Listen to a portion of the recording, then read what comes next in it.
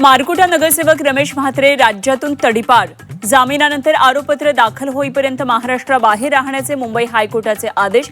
तर डॉक्टर मारहाणीचा खटलाही fast track कोर्टात चालवला जाणार. प्रशांत किशोर यांनी घेतली सुनेत्रा पवारांची भेट. राष्ट्रवादीचा प्रदेशाध्यक्ष बदलण्याची गरज. बैठकीत प्रशांत किशोर यांचा सल्ला.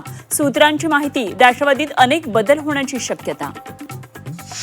प्रशांत किशोर यांना राजकीय सल्लागार करण्यावरून राष्ट्रवादीत मतभेद. देवगिरीवरील बैठकीत सुनील तटकरे, प्रफुल्ल पटेल गैरहजर. सूत्रांची माहिती.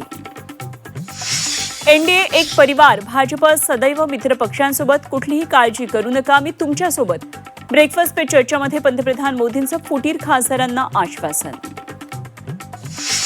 संसदेतील कोंडी 15व्या दिवशीही कायम. विद्यार्थ्यांवरील लाठीचार्ज प्रकरणात शहांच्या निवेदनासाठी विरोधक आक्रमक.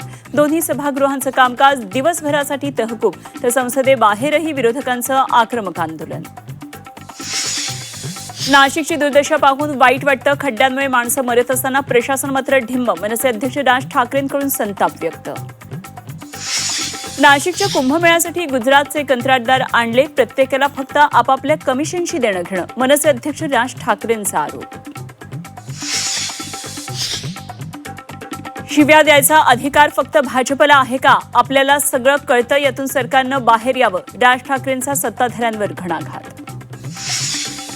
अभिजित दीपके पोलीस अधिकाऱ्यांवर संतापले. भेटण्यासाठी येणाऱ्या लोकांना पोलीस उद्धट वागणूक देत असल्याचा दीपकेंचा आरोप. बंगळुरूत आजपासून राष्ट्रीय ओबीसी महासंघाचं 11वं अधिवेशन. मुख्यमंत्री देवेंद्र फडणवीस राहणार उपस्थित. ओबीसींची जातनिहाय जनगणना करण्याची मागणी. कर्जमाफीचा आढावा घेण्यासाठी फडणवीसांनी बोलावली बैठक. कर्जमाफीतील अडचणींबाबत सविस्तर चर्चा होणार.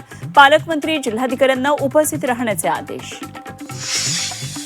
एमआयएम नगरसेवक मतीन पटेलला 11 ऑगस्टपर्यंत न्यायालयीन कोठडी. आरोपी निदा खानला आश्रय दिल्याचा मतीन पटेलवर आरोप.